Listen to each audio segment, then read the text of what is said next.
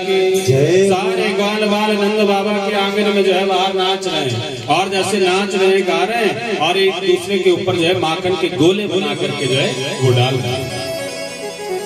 और उतने में क्या हुआ, सभी लोग जैसे नाच रहे, एक बुढ़िया माता आई जिसके मुंह में दांत नहीं, पेट में आंत नहीं, और एक ग्वाले को पकड़ करके पूछने लगी, अरे क्या हुआ। और जैसे उस माता ने पूछा क्या हुआ, और एक ग्वाले ने क्या किया, मक्खन का गोला लिया, गप दे के मुंह में डाल। अब स्पीड ब्रेकर तो है नहीं, सीधा अंदर। और जैसे अंदर जाकर के एकदम माखन का गोला पहुंच गया, ग्वाल बाल कह रहे हैं कि मैया क्या तुझे पता नहीं है, नंद बाबा के यहाँ पर जो है नन्ना सा लाला हुआ है। अब जैसे ही नन्ना सा लाला कहा, अब ये बुढ़िया माता जो डंडा पकड़ करके वहां पर पहुंची है, सारे लोग एकत्रित हुए, क्यों इकट्ठे हुए, और अब अपने डंडे को छोड़ करके जो है ग्वाल वालों के साथ क्या कह रही है कि नंद घरा नंद भयो जय कन्हैया लाल की, नंद घरा नंद भयो, नंद घरा नंद भयो जय कन्हैया लाल की, नंद घरा नंद भयो जय कन्हैया लाल की। आप लोग की आवाज यहाँ से तो बिल्कुल ही कम आ रही है। नंद घरा नंद भयो जय कन्हैया लाल की, नंद घरा नंद भयो जय कन्हैया लाल की, जय कन्हैया लाल की, जय मदन गोपाल की, जय कन्हैया लाल की, जय मदन गोपाल की, जय कन्हैया लाल की, जय मदन गोपाल की, जय कन्हैया लाल की, जय मदन गोपाल की। अरे नंद घरा नंद भयो कन्हैया लाल की, नंद घरा नंद भयो कन्हैया लाल की, नंद घरा नंद भयो जय कन्हैया लाल की। भगवान श्री कृष्ण का खूब जन्मोत्सव जो है आज मनाया जा रहा है। और नंदस्त्वात्मजम उत्पन्ने जाता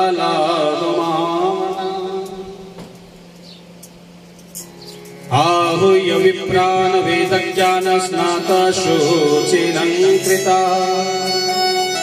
आज मानो नंद बाबा इतने महान मन वाले बन चुके हैं। आज नंद बाबा ने क्या किया, धेनु नाम नियुति प्रादात विप्रेभ्य सबलंकृते, गऊ का दान कर रहे हैं।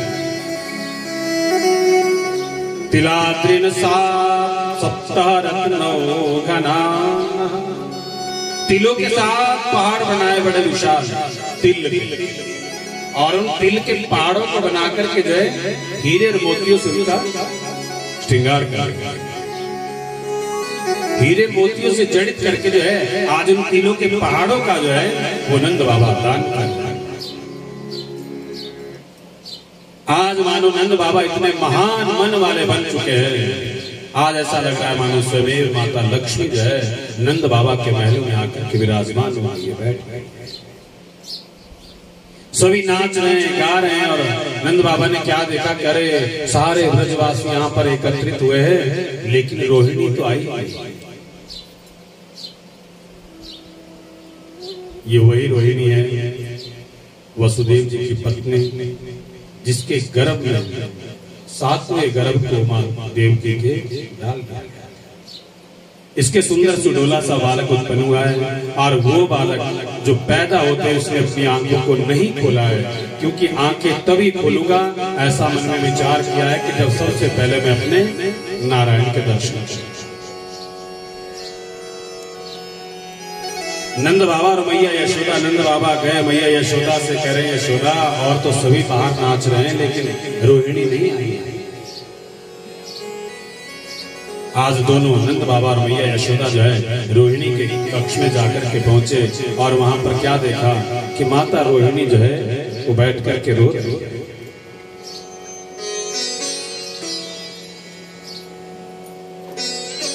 रोहिणी च महाभागा नंद गोपा विनंदिता, व्यचरत दिव्यवासास्त्र कंठा भागवती। रो गंगा के पावन तट पर सुखदेव स्वामी राजा परीक्षित से कह रहे, राजन जिसका पति कारागार में बंद हो, क्या वो स्त्री इसी उत्सव में जा सकती है? क्योंकि माता रोहिणी का जो पति है वो कारागार में बंद है, इसी कारण वो उत्सव में नहीं जा रही है। नंद बाबा और माँ यशोदा जाकर के पहुंचे और रोहिणी से कह रहे, रोहिणी सभी लोग उत्सव में नाच रहे हैं, तुम भी चलो।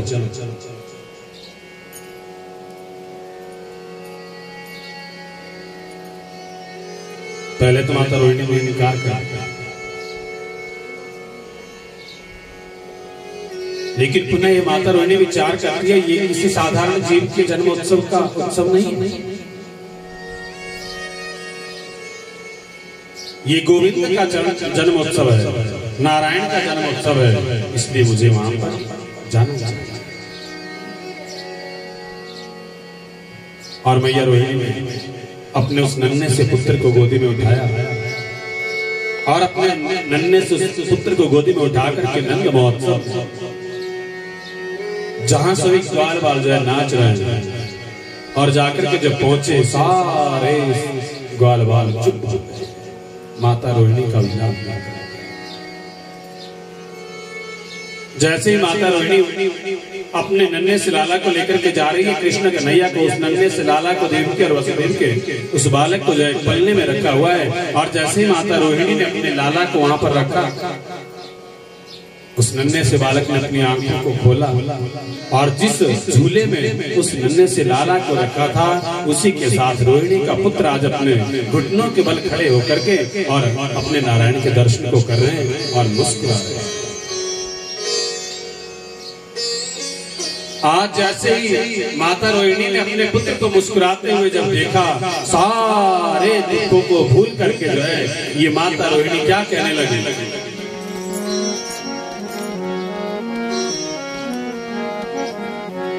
जियो श्याम लाला जियो नंद लाला, पीली तेरी पगड़ी रंग काला। बोलिए बांके बिहारी लाल की, बोलिए बांके बिहारी लाल की। मथुरा में आए नंद लाला, मथुरा में आए नंद लाला, वो मथुरा में आए नंद लाला, वो मथुरा में आए नंद लाला। आके गोपियों से बढ़ गया यहाँ माला, आके गोपियों से बढ़ गया यहाँ माला, आके गोपियों से बढ़ गया यहाँ माला, आके गोपियों से बढ़ गया। ओ जियो, ओ जियो, ओ जियो श्याम लाला, जियो नंद लाला, काली तेरी पगड़ी रंग काला, जियो श्याम लाला, जियो नंद लाला, पीली तेरी पगड़ी रंग काला, जियो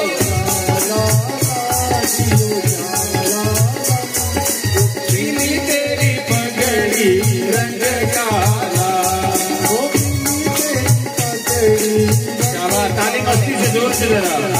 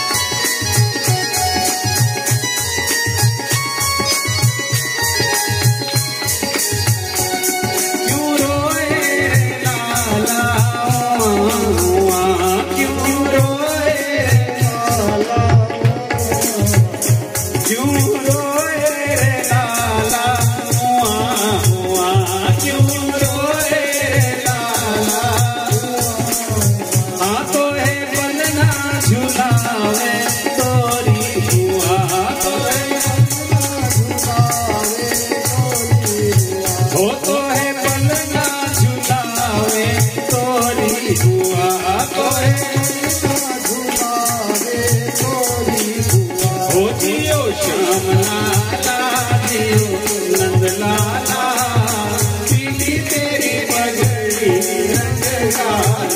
जियो श्याम लाला जियो नंद लाला पीली तेरी पगड़ी रंग काला जियो श्याम लाला जियो नंद लाला पीली तेरी पगड़ी रंग काला जियो श्याम लाला जियो नंद लाला पीली तेरी पगड़ी रंग काला ओ पीली तेरी पगड़ी रंग काला हाँ पीली तेरी पगड़ी रंग काला पीली तेरी पगड़ी रंग काला। बोले के हरलाल की नंद कछु इतनो जो दियो घन श्याम कुबेर कीमत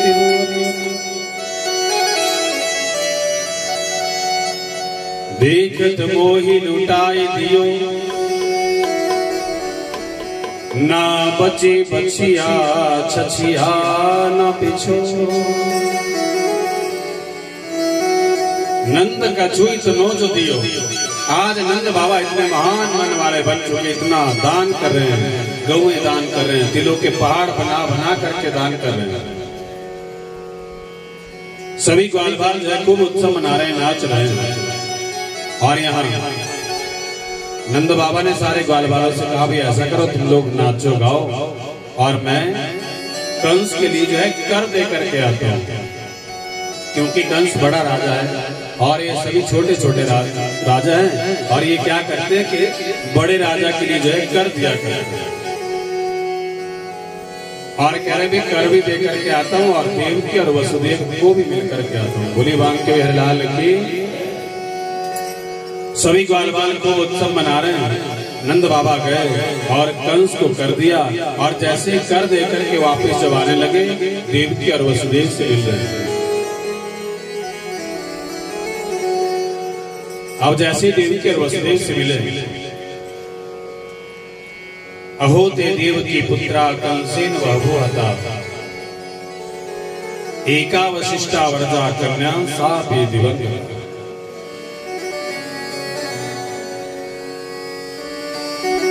नंद बाबा कह रहे कि देखो महाराज कितना दुष्ट है ये कंस, इसने आपके नन्हे नन्हे बच्चों को मार और इतना ही नहीं देखो एक कन्या हुई उसे भी जीवित नहीं चाहिए।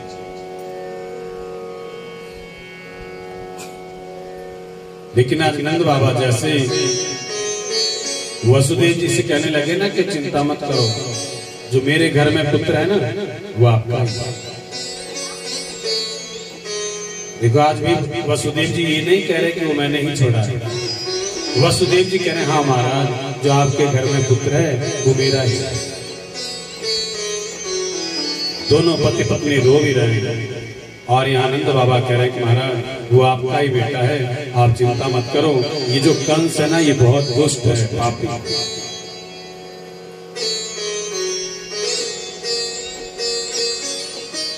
और देवकी और वसुदेव से मिलकर के नंद बाबा अब जब वापिस जाने लगे, यहाँ कंस के मन में जो अनेक प्रकार के प्रश्न उठ रहे हैं। अरे ब्रज में मेरा काल अगर पैदा हुआ है तो कहाँ पैदा हुआ है, किसके यहाँ पर पैदा हुआ है, उसे मारूं तो कैसे मारूं। अब कभी बीपी हाई और कभी लो हो रहा है ना।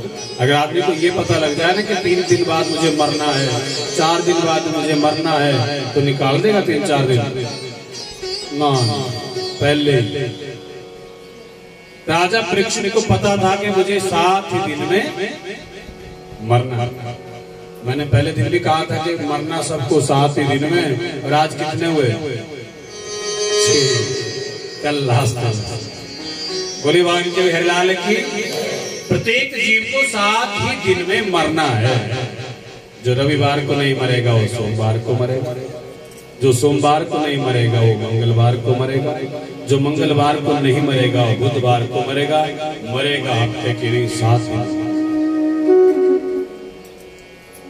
संदेशा आ गया यम का चलन की कर तैयारी ले, लेकिन हम सोचते कि हमें तो मरना ही नहीं, और अगर मरने की बात लग जाए तो डर लगता है। वैसे सच्चाई यही है कि मरना सबको है, आज नहीं तो कल। लेकिन जिस तरह से कोई भी कार्य करने से पहले हम सारी सामग्री इकट्ठी कर लेते हैं ना, वैसा ही इंतजाम पहले ही कर लेना चाहिए।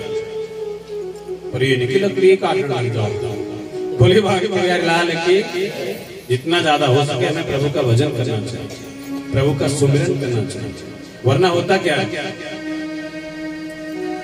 बाद में जब बुढ़ापा जा आता ना, तो अगर पूछे कोई कि बाबा क्या इच्छा है, माता क्या है, बस वैकुंठ मिल जाता है। वैकुंठ ऐसे थोड़ा ना मिल जाएगा। बोली बांग के बिहारी लाल की कौन कौन जाना चाहता है वैकुंठ? यहां से जाना चाहता है बोली बांग के बिहारी लाल की, अगर जाना चाहता तो बता दो घर में, कोई नहीं जाना चाहता।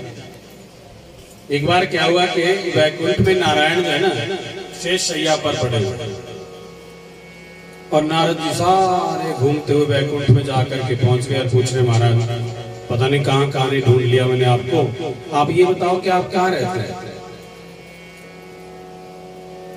नारायण बड़े प्रेम से कहते हैं कि ना अहम बसामि वैकुंठे योगी नाम हृदय च मद भगत्या यत्र गायन्ति तत्र तिष्ठामि नाम।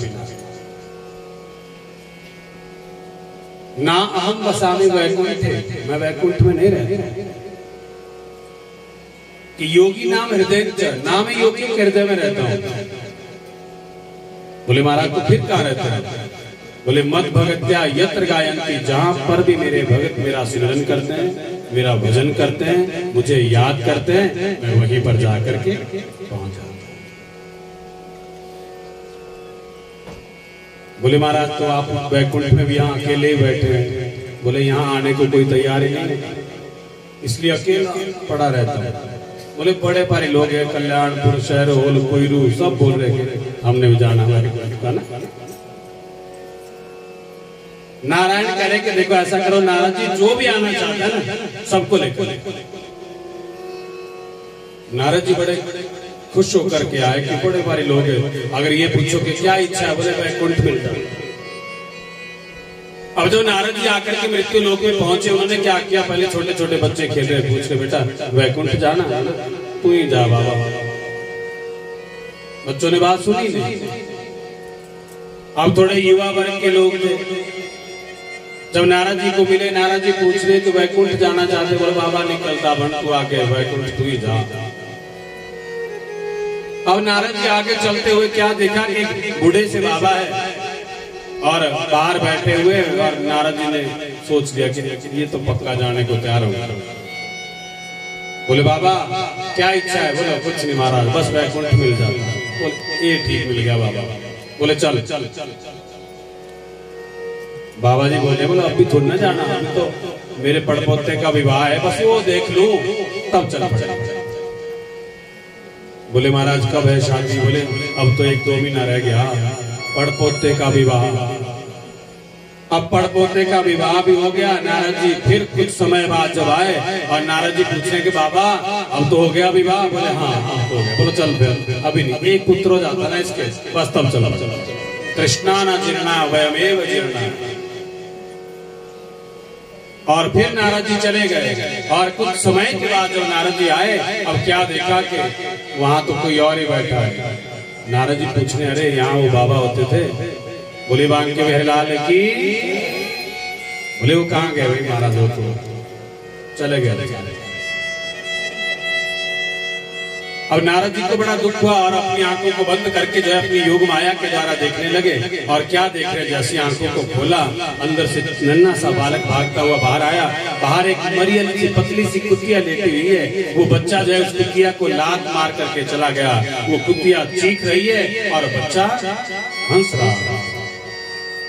जैसे ही नारद जी ने जब अपना ध्यान लगाया तो क्या देखा, वो बाबा उसी दरवाजे के बाहर कुतिया बन करके जो है लेटा हुआ है। और जिस पड़पोते के उस बेटे को देखना चाहता है, वही बेटा अंदर से आया, उस कुतिया को लात मार रहा है। कुतिया चीख रही है, बच्चा हंस रहा है, और नारद जी रो। नारद जी एकदम वहां से चले गए, वैकुंठ में जाकर के पहुंच के नारायण के चरणों में प्रणाम किया। कह रहे महाराज आप ठीक है। ये सांसारिक जीव केवल मात्र बोलता है, यहाँ आने को तैयार। केवल मात्र लोग बोलते हैं कि बस महाराज वैकुंठ मिल जाता है।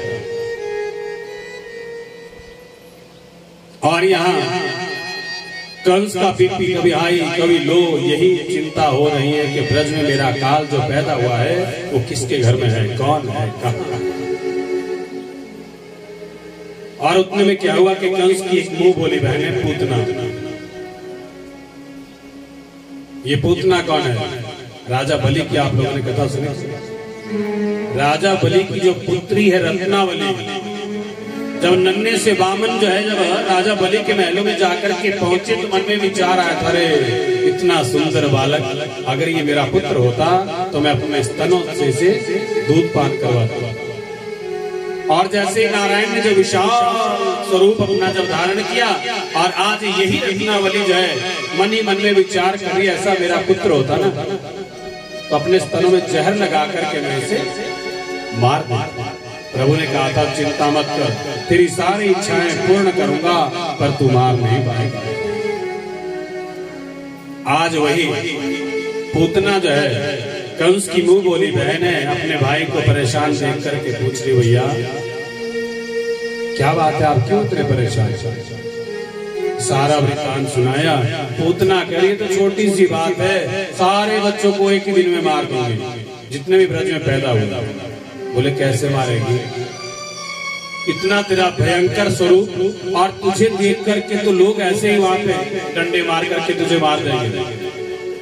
बोले चिंता मत करो, बड़े पारे ब्यूटी पार्लर खुले हुए, जहां मर्जी जाओ, कितना भी कैसा भी रंग हो गोरा बना लो, बिल्कुल है ना। बोले तेरे चलो मुंह को तो सजा देंगे पर जो दांत निकले वो बाहर को ये, बोले इनका भी इंतजाम हो जाएगा। आज पूतना ने क्या किया कि बड़ा सुंदर सा स्वरूप बनाया, लंबा सा घूंघट। अब लंबा सा घूंघट डाल करके ब्रजमंडल में चली गई और जिसकी भी 10 दिन के अंदर जो बच्चे पैदा हुए उन्हें जाकर के अपनी गोदी में लेती है, अपने स्तनों में कालकूट विष को लगाया है, दूध पिलाती है और मार दिया। ब्रजमंडल में हाहाकार मच गया और यहाँ नंद बाबा के खूब उत्सव हो रहा है। और जैसे ही पूतना का बड़ा सुंदर स्वरूप देख करके सारे बाल बाल मन में ये विचार करे, अरे किसी बड़े घराने की बहू लगती है, अगर पूछेंगे तू कौन है, कहाँ से आई है, ऐसा ना हो नाराज हो जाए। कोई नहीं पूछ रहा है, पूतना सीधे अंदर जाए। और आज जैसे ये पूतना मैया यशोदा के पास अंदर जाकर के पहुंची, बड़े प्रेम से कह रही, मैया मैं तेरे लाला को देखने के लिए आई हूँ, लेकिन ये मत सोचना कि देख करके चली जाऊंगी। आज तो मैं सारा दिन तेरे लाला के साथ यहाँ पर खेलती रहूंगी। मैया कह रही है तो वो और भी अच्छी बात है। और नन्हे से लाला को गोदी में लिया। देखो यहाँ पर भी वृंदावन के हजारों साधु जो है वो पागल हो गए कि जैसे ही पूतना ने कृष्ण कन्हैया को गोदी में लिया तो कन्हैया ने अपनी आंखों को बंद क्यों किया? कृष्ण कन्हैया ने एकदम से अपनी आंखों को बंद कर लिया।